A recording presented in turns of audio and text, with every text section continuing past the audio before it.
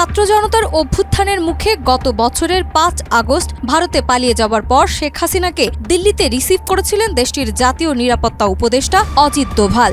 সেই থেকে শেখ হাসিনা আছেন মোদী সরকারের অত্যন্ত ক্ষমতাবান এই নীতি নির্ধারকের তত্ত্বাবধানে। এমনকি পাতানো নির্বাচনে শেখ হাসিনা বারবার ক্ষমতা ধরে রাখার নেপথ্যেও কলকাঠি নেড়েছিলেন এই অজিত দোভাল। তিনি ৩১ অক্টোবর যেন দক্ষিণ এশিয়ার রাজনীতিতে বোমা ফাটালেন। ভারতের জাতীয় নিরাপত্তা উপদেষ্টা সরাসরি বললেন, বাংলাদেশ, নেপাল ও শ্রীলঙ্কায় সাম্প্রতিক ক্ষমতা বদলের পেছনে কোনো রহস্য নয়, দায়ী একটাই, অদক্ষ ও দুর্বল শাসন।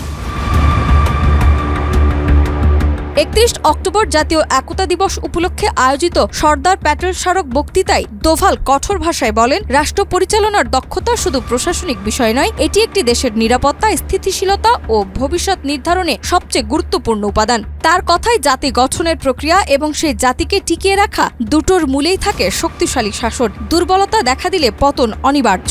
লিলি বিউটি সোপ, যার অ্যান্টি এজিং গুণ তারুণ্য ধরে রেখে ত্বকে করে উজ্জ্বল, তারুণ্যময় উজ্জ্বল ত্বকের জন্য। রিমার্ক।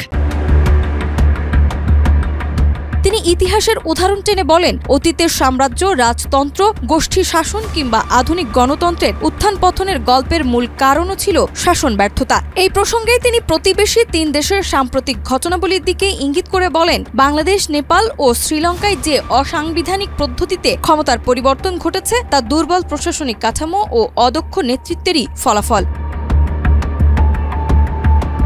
দোভালের এই মন্তব্য এমন এক সময় এলো যখন বাংলাদেশের রাজনৈতিক অস্থিরতা নতুন মাত্রা পেয়েছে। ক্ষমতাচ্যুত সাবেক প্রধানমন্ত্রী শেখ হাসিনা সম্প্রতি তার দলকে আগামী ফেব্রুয়ারির নির্বাচন বর্জনের আহ্বান জানিয়েছে। অন্যদিকে দেশের নোবেল বিজয়ী অধ্যাপক ড মোহাম্মদ ইউনূসের নেতৃত্বাধীন অন্তর্বর্তী সরকার নির্বাচনী প্রস্তুতি চালাচ্ছে। এই পরিস্থিতিতে দোভালের মন্তব্যকে অনেকেই দক্ষিণ এশিয়ার চলমান রাজনৈতিক সমীকরণে ভারতের অবস্থান প্রকাশের ইঙ্গিত হিসেবে দেখছেন।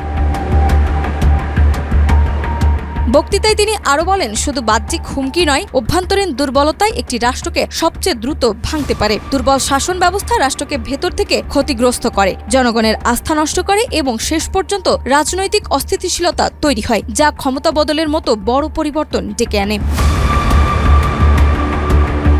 দোভালের বক্তব্য প্রকাশের পরই বিশ্লেষকদের মধ্যে আলোচনা শুরু হয়েছে। তিনি কি দক্ষিণ এশিয়ার বর্তমান রাজনৈতিক পালাবদল নিয়ে ভারতীয় নীতি নির্ধারণী মহলের দৃষ্টিভঙ্গি প্রকাশ করলেন, নাকি এটি আরও বড় কোনো বার্তার শুরু? নাজমা, মাই টিভি।